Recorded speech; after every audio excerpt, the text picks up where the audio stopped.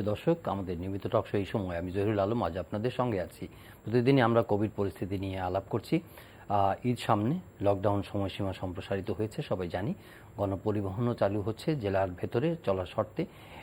এটা জনচলাচল সীমিত রাখার ক্ষেত্রে কতটা কার্যকর হবে তা নিয়ে আজকে আলাপ করব। 12ই মে চীনের ভ্যাকসিন আসছে, রাশিয়ার ভ্যাকসিন এই মাসের মধ্যে আসবে বলে খবর হয়েছে। ভীতি উপেক্ষা করেই নগরীর শপিং মলগুলোতে কেনাকাটা চলছে, ব্যস্ত এখন রাজধানীবাসী। ট্রাফিক জট প্রচণ্ড, অন্যান্য জেলাগুলোতেও একই অবস্থা।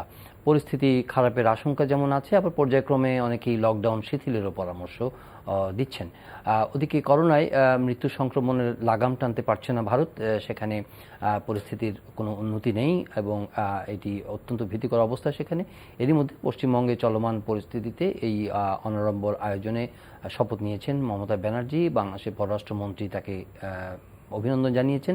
দিনের আরেকটি খবর হচ্ছে, সিলেটের রায়হান নিহতের ঘটনায় 5 পুলিশ সহ 6 জনকে আসামি করে চার্জশিট দাখিল করেছে পিবিআই।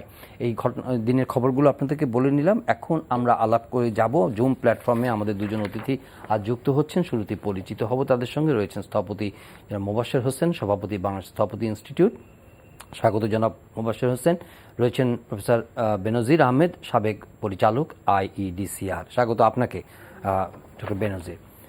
আমরা শুরু করতে চাই ডক্টর বেনজিরের কাছ থেকে। এই যে সিদ্ধান্তগুলো হচ্ছে এবং গণপরিবহন চালু হচ্ছে, নিশ্চয়ই কিছু বিবেচনায় রেখে গণপরিবহন এতদিন বন্ধ ছিল। পরিস্থিতি বা শনাক্তের সংখ্যা, মৃত্যুর হার একটু নেমে এসেছে বলেই প্রতীয়মান হচ্ছে। সেই পরিস্থিতিতে এই আবার যে একটু শিথিল করা হচ্ছে, যদিও কাগজে কলমে লকডাউন সম্প্রসারিত হয়েছে, কিন্তু গণপরিবহন চালুর ফলে পরিস্থিতির কোনো অবনতি বা কোনো ধরনের প্রভাব পড়বার আশঙ্কা করছেন কিনা ডক্টর বেনজির? ধন্যবাদ জহিরুল আলম। আসলে গণপরিবহনটা যেভাবে চালু হচ্ছে, এইটা একটু অগোছালো ধরনের সিদ্ধান্ত। ধরুন জেলার মধ্যে চলবে, আবার আন্তঃজেলা চলবে না। একটু আগে আরেকটা আমরা আলোচনা করছিলাম, সেখানে গণপরিবহনের নেতারা ছিলেন, ওনারাও এটা সম্বন্ধে জানেনও না যে এই সিদ্ধান্তটার বিষয়ে, যে এইভাবে সিদ্ধান্ত হবে, ওনাদের সঙ্গে আলোচনাও হয়নি। আবার এটা আদতে সরকার কি চায় সেটা বোঝাও যাচ্ছে না। যেমন ধরেন যে 5ই এপ্রিল থেকে যে আন্তঃজেলা পরিবহনটা বন্ধ আছে, সেটা কিন্তু আমাদের এই সংক্রমণ কমার জন্য মূল নিয়ামক হিসেবে কাজ করেছে। এবং আমরা ইনফ্যাক্ট এশিয়ার আমাদের একটা ইয়েতে গিয়েছি, প্রবাহতে, যেখানে ভারতে, নেপালে, সব দেশগুলোতে বাড়ছে, সেখানে ভারতে বাংলাদেশে সংক্রমণ কমছে। বাংলাদেশে এই অর্জনটা আমাদের ধরে রাখার জন্য সরকার কিন্তু যথেষ্ট চেষ্টা করছে। আমি দেখছি প্রথমে 7 দিনের লকডাউন, তারপরে আবার 14 দিন থেকে আবার 7 দিন আবার বাড়ানো হলো। এটা বোধহয় 4র্থ দফায় বৃদ্ধি, যে 16 তারিখ পর্যন্ত বেড়েছে। এবং আমরা যে চেয়েছিলাম যে এটা 14 দিন বা 28 দিন বা 42 দিন হোক, আমরা কিন্তু এখন দেখছি সর্বোচ্চ দিন পর্যন্তই লকডাউনটা থাকছে। এটা আমাদের কাছে আসলে যোগাযোগ সীমিতকরণ বা চলাচল সীমিতকরণ, যাতে করে সংক্রমণটা না হেঁটে যায়। না হেঁটে যায় বলতে এরকম যে বাসা থেকে যেন না বের হয়, এক শহর থেকে যেন আরেক শহরে না যায়। এইটা হলো চলাচল সীমিতকরণের এফেক্ট, এবং সেটা আমরা পেয়েছি। আমরা কেন 14 দিন বা তার গুণিতক বলি? 14 দিন আসলে একটা সাইকেল অফ ইনকিউবেশন পিরিয়ড, অর্থাৎ কারো বিরুদ্ধে সংক্রমণ ঢুকলে সেটা প্রকাশ পাবার সময়, আবার কেউ আক্রান্ত হলে তার সংক্রমণ শেষ হওয়ার সময়, এই 14 দিন 22 দিন। সেই জন্য আমরা বলি যে কয়েকটা সাইকেল যদি করা যায়, তাহলে বিভিন্ন সাইকেলে যারা আছেন তারা শেষ হয়ে গেলে সংক্রমণটা কমেও, সেটাই হয়েছে। আমাদের আরো একটু ভালো হতো যদি আমরা বাসা থেকে না বেরোতো, কেউ সবকিছু যদি বন্ধ থাকতো, তাহলে সেটাই সবচেয়ে ভালো হতো। তাহলে আমাদের সংক্রমণটা, আমরা যেটা বলি কমিউনিটি ট্রান্সমিশন ব্রেক, সেই ব্রেকটা হয়ে যেত। এবং এই ব্রেকটা যদি আরো একটু টুটি চেপে ধরা যেত ভাইরাসটা, সেটা হলো এরকম, যে কয়টা রোগী আছে তাদের ভেতর থেকে ভাইরাসটা যেন আর কোথাও না যেতে পারে, যেটাকে আমরা আইসোলেশন বলি বা বিচ্ছিন্নকরণ বলি। তাহলে রোগীটাকে যদি আমরা এরকম ধরনের, এখন 1000 রোগী হচ্ছে বা 1500, এই 1000 রোগীকে যদি একটা করে টিম যায়, একটা রোগীর দায়িত্ব নেয় এবং তাকে যদি আইসোলেশন করে ঠিক মতো, তার বাসায় যদি আইসোলেশন সম্ভব না হয়, তাকে যদি হাসপাতালে নিয়ে আসে, এটাকে আমরা ভাইরাসের টুটি চেপে ধরা বলি অনেকটা, অর্থাৎ ও আর কোথাও যেতে পারলো না। এবং পাশাপাশি আমরা যদি আমাদের যে কোয়ারেন্টাইনটা, এটা যদি ঠিক মতো করি, বিশেষ করে ভারত থেকে যারা আসতেছে তাদের থেকে ভাইরাসটা কিছুদিন যেন আমাদের সাধারণের মধ্যে ঢুকে না পড়ে।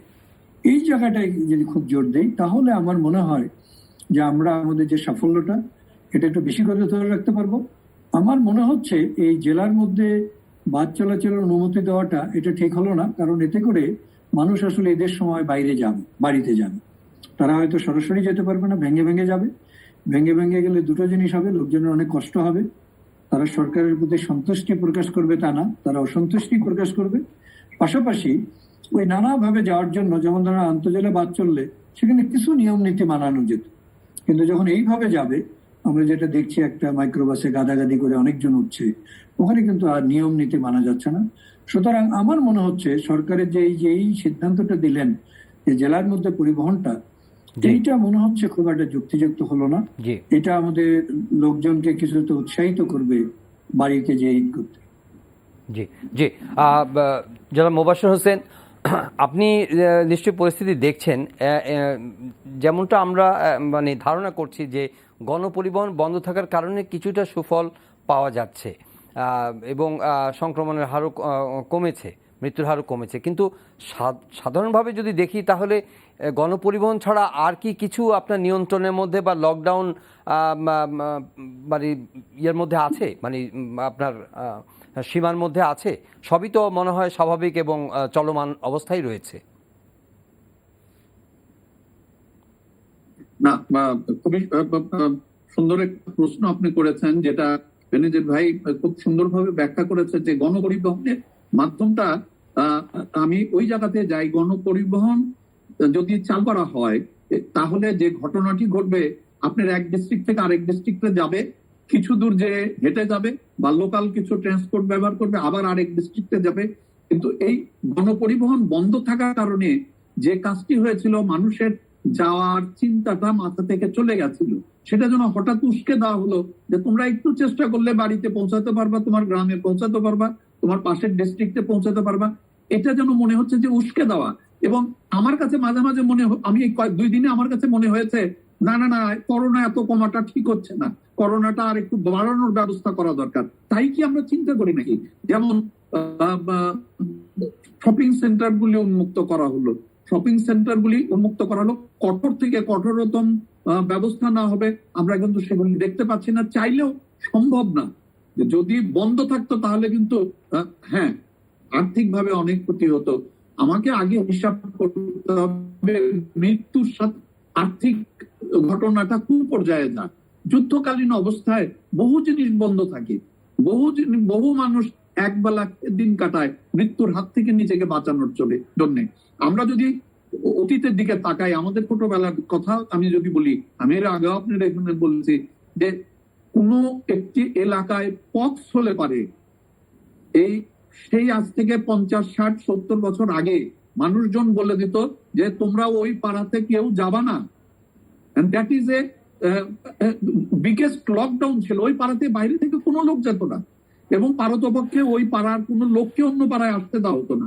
আজ থেকে 50, 60 বছরে এই ধরনের লকডাউন শব্দ ব্যবহার না করে, আইন ব্যবহার না করে, মানুষ এই রোগগুলিকে আস্তে আস্তে মানুষের কবজায় নিয়ে আসছে। এই যে আমরা টিকাগুলি দিতে থাকছিলাম, টিকার মাঝখানে যে ব্যত্যয় হলো সামগ্রিক অবস্থার কারণে, সেই কারণে তো আমাদের এই ব্যবস্থাপনাটা আরো শক্তিশালী হওয়া প্রয়োজন ছিল। আমি মনে করি যে দোকানপাট খোলা আছে, সেই দোকানপাটগুলিকে এই টিকা বন্ধ হওয়ার কারণে, বন্ধ হওয়ার সম্ভাবনার কারণে বন্ধ করার দরকার ছিল। সেখানে আমরা এই মানুষগুলিকে অন্যভাবে সহযোগিতা করতে পারতাম। যেরকম ভাইয়ের সাথে একটু আগে আলাপ করতেছিলাম যে বাস মালিক সমিতি বলেছে যে আমাদেরকে না জানিয়ে বাস চালু করার ব্যবস্থা করা হয়েছে। সরকার যদি এই কর্মচারীদের, আমাদের যে বাসের স্টাফরা আছে, তাদেরকে 8-10 কেজি করে চাউল দিয়ে দিতে, ঈদ পর্যন্ত তারা চালাতো, তারপরে অবস্থা অনেক বেটার হতো। আর আমরা যে পজিটিভ দিকটা দেখতে পাই, আমাদের প্রথমে মনে রাখতে হবে 14 দিন আগে আমি যে ঘটনা ঘটিয়েছি তার রেজাল্ট আমি এখন দেখতে পাচ্ছি। আবার এখন আমি বাস চালু করলে সাথে সাথে কিন্তু মৃত্যুর সংখ্যাও কম থাকবে, সবই কম থাকবে। 7 দিন 8 দিন পার হওয়ার পরে আমরা কিন্তু রেজাল্ট দেখতে পাবো। আপনি যদি শুরু থেকে, একেবারে করোনার শুরু থেকে আমরা এই ঘটনাগুলি পর্যালোচনা করি, মানুষ দেখেও শেখে, সেই দেখে শেখার অভ্যাসটা কেন যেন নাই। আর আমার মনে হচ্ছে আমলাতন্ত্রের ভিতরে যারা সিদ্ধান্ত নেন তারা কারোর সাথে আলোচনা করেন বলে মনে হয় না। মনে হয় ঘুম থেকে উঠে সিদ্ধান্ত নিলেন, দেখি না এটা করে দেখি কি হয়। এখনো 1 বছরের ঊর্ধ্বে এই রোগটি নিয়ে আমরা নাড়াচাড়া করছি। এখন তো আমরা অনেক কিছু জানি যে এইখানে এই রোগ থেকে মুক্তি পাওয়ার সম্ভাবনা আছে, এই পদ্ধতিতে আমার এই করা সম্ভব আছে। আমি মনে করি এই বাস চলাচলের বন্ধ করে যে সহযোগিতা মানুষকে তো করা হবে না, মানুষকে মৃত্যুর দিকে নেওয়া হবে। আর আমি ওই দোকানপাট খোলার পরে বলেছিলাম যে একটি পোস্টার লাগানো দরকার, আপনারা শপিং করতে আসেন, যা জিনিসই কেনেন না কেন সাথে করোনা কিন্তু ফ্রি আমরা দেবো। ডক্টর বেনজির, যেহেতু সময়ের সংক্ষিপ্ততা আছে, কিন্তু কুইক কিছু বিষয় জেনে নিতে চাই। একটি হচ্ছে যে এই যে এই কনসার্নগুলো আপনারা ব্যক্ত করলেন, এর মধ্যেও কেউ কেউ আবার এটা লকডাউন শিথিলের পরামর্শ দিচ্ছেন এবং কোনো কোনো মানে বাস্তবিকভাবে আমরা যা দেখছি যেগুলো কিছু কিছু শিথিল করাও হচ্ছে, এটা কতটা ওয়াইজ হচ্ছে? 1 নম্বর। না, কিছু তো করতে হবে। আমরা তো বলি লকডাউন কখনো স্থায়ী কোনো পদ্ধতি না। আমরা লকডাউনের সাথে যদি আইসোলেশন কোয়ারেন্টাইন করে রোগের উৎসগুলোকেও সাথে সাথে কমিয়ে আনতাম, তাহলে কিন্তু আমাদের এই লকডাউন দরকার থাকতো না। কারণ ভাইরাসটি যদি না থাকে লকডাউনের প্রয়োজন নেই। অথবা লকডাউনটাকে আমরা পরিবর্তন করতে পারি এলাকা ভিত্তিক লকডাউনে, একেবারে সারা বাংলাদেশ দরকার নেই। আমরা যেখানে দেখবো রোগী হচ্ছে সেটা একটা পাড়া হতে পারে, সেটা একটা শহর হতে পারে। তাহলে তো এখন গণপরিবহন চালু করার সিদ্ধান্ত তো বাস্তবায়ন করতে তো কোনো বাধা নাই তাহলে। মানে এখন তো ধরেন সংক্রমণের হার যেহেতু নিয়ন্ত্রণে আছে কিছু 16 তারিখ থেকে, এটা তো জহিরুল 16 তারিখ হতে করার কথা। তো যেটা আন্তঃপরিবহন, যেটা আন্তঃজেলা পরিবহন, সেটা 16 তারিখ পর্যন্ত বন্ধ আছে। তা আমরা বলছিলাম জেলার মধ্যেও পরিবহনটা না চালু করতে, মানে তাহলে আন্তঃজেলা পরিবহন যে বন্ধ আছে সেই উপকারটা পাওয়া যাবে। যে দ্বিতীয় প্রশ্নটি হচ্ছে যে সংক্রমণ যেহেতু তুলনামূলকভাবে প্রতিবেশী দেশের তুলনায় এখানে তুলনামূলকভাবে নিয়ন্ত্রণে আছে, সেক্ষেত্রে যে সীমান্ত আপাতত যে বন্ধ রয়েছে, এই ক্ষেত্রে কি ধরনের আপনার পরামর্শ আসতে পারে বা সিদ্ধান্ত আসা উচিত? এখানে আমার মত হলো যে পুরো মে মাসটা, ন্যূনতম মে মাস ধরে ভারতের সঙ্গে যোগাযোগ বন্ধ রাখা উচিত। কারণ ওনাদের যে সংক্রমণ বেড়েছে তার ধাক্কাটা আরো 2 সপ্তাহ, 3 সপ্তাহ, 4 সপ্তাহ থাকবে। তার মানে ন্যূনতম মে মাস। দ্বিতীয়ত হলো যে যারা ভারত থেকে আসবে বাংলাদেশ, যেমন সাকিব, মুস্তাফিজ, ওনারা ফিরে আসবে, ওনাদের তো আসতে দিতে হবে। আমাদের অনেক রোগী গিয়েছে, তাদের আসতে দিতে হবে। তাদের ক্ষেত্রে প্রাতিষ্ঠানিক কোয়ারেন্টাইনটা নিশ্চিত করতে হবে, কোনোখানে ছাড় দেওয়া যাবে না। ভারতীয় ভেরিয়েন্ট আমাদের গণমানুষের মধ্যে যত ছড়িয়ে যাবে, আমাদের জন্য কিন্তু এই সমস্যাটা তত আনুপাতিক হারে বৃদ্ধি পাবে। আচ্ছা, আরেকটি বিষয় হচ্ছে যে আজকে একটা খবর দেখলাম যে আপনার ইউকেতে তারা 3rd ডোজ দিচ্ছেন 50 ঊর্ধ্বদের। এটা কি আপনার এই একটা নতুন ডিসকোর্স কিনা? যে দুইটা, আমরা তো জানি যে অক্সফোর্ড অ্যাস্ট্রাজেনেকা 2টা ডোজ দেওয়া হচ্ছে, কোনো ডোজ আছে একটা কোনো টিকার। তো এটা কি 3টা ডোজের সুবিধা অসুবিধা সম্পর্কে কিছু কি আপনার জানা আছে? হ্যাঁ, জানা আছে। আপাতত 2টো ডোজই, যেগুলো 2টো ডোজ আছে সেই 2টো ডোজই ফলো করা হচ্ছে। তবে 3য় ডোজ দিতে হবে কিনা, যেটাকে আমরা বুস্টার ডোজ বলি, অর্থাৎ তাদের প্রতিরক্ষাটাকে, সুরক্ষাটাকে আরো শক্তিশালী করা, সেইটা নিয়ে চিন্তা চলছে। ফাইজার এটা নিয়ে একটা আলোচনা শুরু করেছে, কিন্তু এখনো কোনো সিদ্ধান্তে আসেনি। কোনো দেশেও এখনো এটা, মানে আমাদের যে অথরিটি অনুমোদন নিয়ে দেওয়া, তা হচ্ছে না। হয়তো সীমিত ক্ষেত্রে, আপনি যেটা বললেন আমার জানা নেই এটা, হয়তো সীমিত ক্ষেত্রে কারো বেলায় দেওয়া হচ্ছে, কিন্তু কোনো রেগুলেটরি অথরিটি বা এখনো কোনো কোম্পানি 3য় ডোজ দেওয়ার অনুমোদন নেয়নি বা অনুমোদন চায়নি। খবরটি আজকেই বেরিয়েছে, দেখলাম খবরটি আজকেই বেরিয়েছে যে করোনার 3য় ডোজ শুরু করতে যাচ্ছে ব্রিটেন। এই ধরনের একটি খবর আছে। এখনো আমি জানি না এখনো শুরু করবে কিনা, তবে করার চিন্তা ভাবনা আছে যে 3য় ডোজ লাগবে কিনা, বরং সেটা তারা দেখতেছে যে 3য় ডোজ লাগবে। জনাব মোবাশ্বের, এখন আপনি যেভাবে বললেন যে আমরা আজকে যে সিদ্ধান্তটি নিব সেটা ফল পাবো আমরা আরো 14 দিন পরে বা 2 সপ্তাহ পরে আমরা এটা দেখব। আপনার কি মনে হয় যে কারিগরি যে বিশেষজ্ঞ কমিটি আছেন তাদের সঙ্গে পরামর্শ না করে এই সিদ্ধান্তগুলো হচ্ছে, এরকম কি মনে হয় আপনার কাছে? না, সেটা তো বটেই। কারণ আমাদের বাংলাদেশের সবচেয়ে বড় দুর্ভাগ্যজনক দিকটা হলো সমন্বয়হীনতা। এবং আপনার এখানে আবারও বারবার আমি বলেছি, রাষ্ট্রপতি, প্রধানমন্ত্রী যে শহরে বসবাস করে সেখানে সমন্বয় নাই। একজন আরেকজনের সাথে যোগাযোগ করে না, কারণ তাদের প্রত্যেকের বই লেখা আছে যেখানে যাহাই থাকুক না কেন তাহার উপর তোমার কি কার্যকর হবে, তো প্রত্যেকে সেইভাবে মনে করেন। তারপরে আরেকটি ব্যাপার হচ্ছে যে যারা এই কাজগুলির সাথে ওতপ্রোতভাবে জড়িত, কে কখন বদলি হবে তারা নিজেরাই জানেন না। অর্থাৎ সমন্বিতভাবে চিন্তা করা এবং সমন্বিতভাবে এই সময়টাকে নিজেদের আত্মস্থ করার সুযোগই তো তাদের মধ্যে নাই। প্রতিনিয়ত একে বদলি করা হচ্ছে, ওকে বদলি করা হচ্ছে। যে হয়তো একটি সুষ্ঠু সুন্দর চিন্তা করেছে তাকে হয়তো আরেক মিনিস্ট্রিতে পাঠিয়ে দেওয়া হয়েছে। এই জায়গাগুলি থেকে আমাদের বের হওয়া উচিত। তার আমি ভাইয়ের কথা ধরে দু একটি কথা বলি, যেহেতু আমি এগুলি একটু স্টাডি করি বসে বসে। ভারত থেকে আপনার আসা নিষেধ করা হয়েছে, কিন্তু ল্যান্ড বর্ডার গুলিতে তাদের ট্রাক ট্রান্সপোর্ট মানে মালামাল এবং সেই ড্রাইভারদেরকে কোন রকম টেস্ট করা হচ্ছে না, কোন রকম ক্লিয়ারেন্স নেওয়া হচ্ছে না। তারা কিন্তু আমাদের শহরের ভিতরে চলে আসতেছে মালামাল ক্যারি করে মাল ডেলিভারি দেওয়ার জন্য। এবং এটা কয়েকটি মিডিয়া, আপনাদেরই কয়েকটি মিডিয়া একেবারে ওই স্থানে যে ড্রাইভারদের ইন্টারভিউ নিয়েছে, না আমাকে কেউ তো জিজ্ঞেস করে নাই, কিন্তু আবার ওখানে করোনার দায়িত্বে যারা আছে, না আমরা সবাইকে জিজ্ঞেস করতেছি, টেস্ট করতেছি। তাহলে আমাদের কি আধা ঘন্টার ভিতরে টেস্ট রেজাল্ট দেওয়ার কোনো ব্যবস্থা আছে? নাই। তাহলে এই যে কিন্তু প্যাসেঞ্জার যারা আসছে ঢাকা থেকে, কি বলে ভারত থেকে, তারা কিন্তু ফ্লোরের ভিতরে শুয়ে আছে, তাদেরকে ভিসা যেহেতু দেওয়া হয় নাই, এন্ট্রি পারমিট দেওয়া হয় নাই, তারা কষ্ট ভোগ করতেছে। কিন্তু বাস ট্রাকে করে যারা লেবার এবং ড্রাইভার আসতেছে তাদের ব্যাপারে কোন রকম এবং তাদেরকে মাস্ক পর্যন্ত আমি পড়তে দেখি নাই। এই যে নিয়ম নীতির ব্যত্যয় সরকারের কার্যক্রমের ভিতরে, এবং এটি দেখভাল করার দায়িত্ব কার আমি তাও জানি না। এই জায়গাগুলিতে আমাদের কিন্তু হস্তক্ষেপ করার প্রয়োজন। ধন্যবাদ জনাব মোবাশ্বের হোসেন, আপনি একটা গুরুত্বপূর্ণ পয়েন্ট তুলেছেন। একটি বিষয় যে আমরা কিন্তু কর্তৃপক্ষের সমালোচনাই সারাক্ষণ করতে থাকি, কারণ তাদের সিদ্ধান্তগুলো অনেক বড় ধরনের ইম্প্যাক্ট ফেলবে জাতীয় জীবনে এই মহামারী নিয়ন্ত্রণের ক্ষেত্রে, সে কারণে ভালো মন্দ নিয়ে আলোচনা হয়। কিন্তু সাধারণ মানুষ যাদেরকে প্রতিনিয়ত এই বার্তা দেওয়া হচ্ছে এবং 1 বছরের বেশি সময় ধরে তারা এক্সপিরিয়েন্স করেছেন যে এটা কত ভয়াবহ, কত খারাপ একটা সংকটের মধ্য দিয়ে তারা যাচ্ছে, তারপরেও শপিং মলগুলোতে কিংবা জনজীবনে মার্কেট প্লেসগুলোতে আপনার সাধারণ মানুষকে যখন দেখেন তখন কি মনে হয় এই মানুষগুলোকে আপনি কিভাবে সচেতন করবেন? কি প্রক্রিয়া এদের মাথার মধ্যে ঢোকাবেন যে না, corona it's a deadly disease এবং এটা খুবই ফেটাল? আপনি খুব একটু মজা করে বললেন যে করোনা শপিং করবে, করোনা ফ্রি নিয়ে যাবে, কিন্তু এখন মানুষের মধ্যে কি এই সচেতনতা আদৌ আপনি গ্রো করতে দেখছেন? না, আমি এখানে ছোট্ট একটা কথা আপনাকে বলি।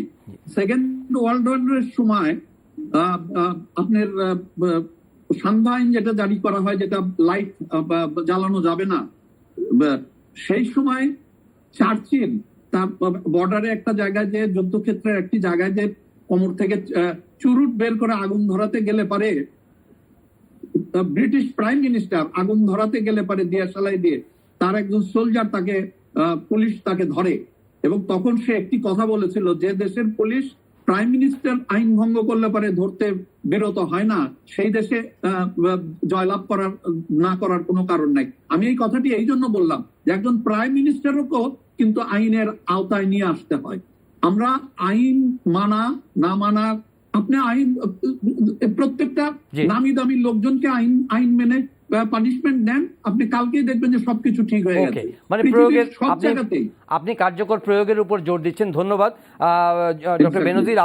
আপনার কোনো মানে আজকের অনুষ্ঠানের শেষ পর্যায়ে কোনো বার্তা আছে কিনা একজন জনস্বাস্থ্য বিশেষজ্ঞ? বার্তা এটাই যে আমরা যে ভালো সাফল্যটুকু অর্জন করেছি এটা আমাদের ধরে রাখা দরকার, ধরে রাখতে হবে। তার জন্য আমরা যেন বাইরে না যাই, আমরা পারতপক্ষে যেন নিয়ম মেনে চলি। এবং আমি জানি আমাদের মধ্যবিত্ত শিক্ষিত মানুষ অনেকেই কিন্তু নিয়ম মানে। নিয়ম না মানার ইয়েটা দুই প্রান্তে, একটা খুব যারা প্রভাবশালী তারা নিয়ম মানতে চান না, আর যারা খুব নিম্নবিত্ত মানুষ তারা মনে করে আমাদের কিছুই নেই এই জীবনটা আর কি, সুতরাং নিয়ম মানার দরকার নেই, করোনা আমাদের হবে না, এটাও অনেকে ভাবছেন। এক্স্যাক্টলি। আর 2 নম্বর হলো ভারতকে নিয়ে অবশ্যই আমাদের ভাবতে হবে, আমাদের কোনো হেলাফেলা করা যাবে না। ভারতে যে অবস্থাটা দাঁড়িয়েছে এইটা আমাদের ধরতে গেলে একেবারে ঘাড়ের পিছনে নিঃশ্বাস ফেলছে।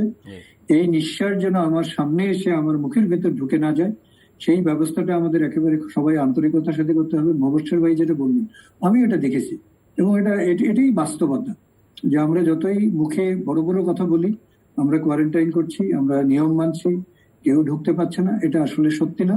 কিন্তু সত্যি না হলে সমস্যাটা যেটা, সেটা হলো যে 14 দিন পরে বা 28 দিন পরে আমরা দেখব ভারতের ভেরিয়েন্ট ঘুরে বেড়াচ্ছে ঢাকায়, খুলনায়, চিটাগাংয়ে, রাজশাহীতে, এবং তখন আবার সেই আমাদের মার্চের শেষ দিকে যে সমস্যাটা হলো, আবারও সেই সমস্যা হতে পারে, আবার অক্সিজেনের ঘাটতি হতে পারে, বেডের ঘাটতি হতে পারে, আমাদের বেশ কিছু জীবন আমরা হারাতে পারি। আমরা সেটা চাই না।